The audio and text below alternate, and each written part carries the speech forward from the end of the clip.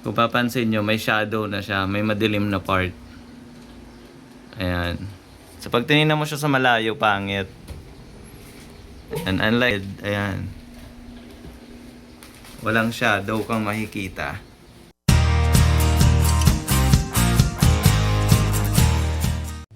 Magandang araw mga ka-basic. So sa video po na to, gusto ko lang ituro sa inyo kung paano ko in-install or paano yung tamang pag-install ng LED sa ating ceiling. Ayan, siyempre una, kailangan natin butasan yung pagtatalian natin ng LED.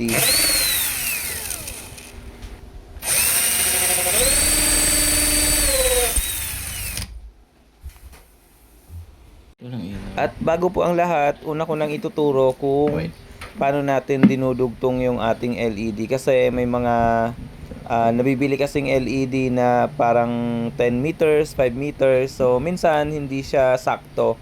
So yung nabili ko naman ay 5 meters siya. Tapos parang mas mura kasi every 5 meters yung nabili ko. Tapos ako minimake sure ko muna na bago ko siya ilagay dun sa ceiling ay working na siya. Hindi ako nagdudugtong ng hindi ko tinetesting. So isi-sealed ko rin siya, hindi pwedeng hindi. Kasi kailangan sure tayo bago natin ilagay. Kasi mas mahirap naman na nakalagay na tapos saka tayo magto-troubleshoot kapag may problema. So habang nasa baba pa yung ating LED, make sure na ma-secure na natin yung connection niya, na good siya, na-test natin siya. At syempre lalagyan natin ng electrical tape. So eto actually hindi na kailangan ng electrical tape dapat kasi mayroon naman nabibiling pandugtong. Pero para sa akin, para mas secured na sigurado na hindi magagalaw, hindi mahahatak, ay nilalagyan ko siya ng electrical tape. Binabalutan ko lang siya. And syempre dapat yung quality na electrical tape. Yan, testing natin ulit bago natin siya ikabit. Okay. Ayan, bali ang tamang pag-install po ng LED light ay ganito. Nakatagilid siya. Ito, may ginawa ako na nakaharap para makita nyo kung anong pagkakaiba. Ito yung nakaharap. Tapos, ito yung nakatagilid. Ayan.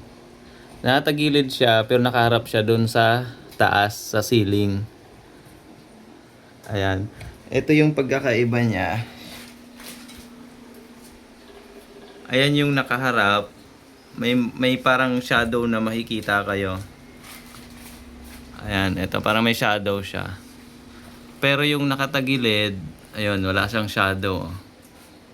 Ang ganda ng ilaw niya. So pagdating dito, ito yung yan yung may nakaharap. Kung papansin nyo, may shadow na siya, may madilim na part. Ayan.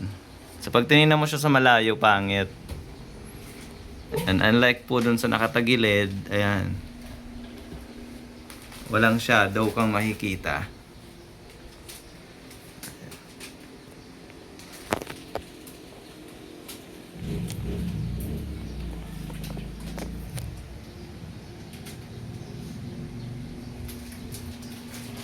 Pagdating dito, ayan, may madilim na part.